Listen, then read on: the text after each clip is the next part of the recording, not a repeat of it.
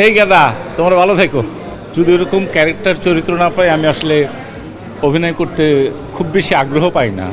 নাটকে তো করেছি, আর ফিল্মটা আমি লাস্ট ফিল্ম করেছিলাম সাপ লুডু মনে হয়, তারপরে এই ছবিটা। সবাই তো বিশ্বাস নিয়ে নামে, সব ছবি যখন হয় সবাই তো বিশ্বাস নিয়ে নামে, আমরাও বিশ্বাস নিয়ে নেমেছি।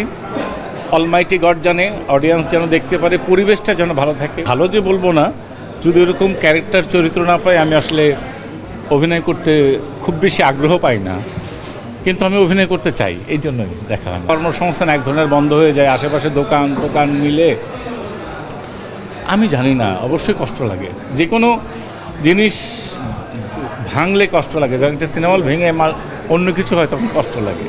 ভালো মতো কাজ করতে পারি, সবাই মিলেমিশে যেন একসঙ্গে থাকি, এটাই চাই। ঠিক আছে, আমরা সবসময় দেখে এসেছি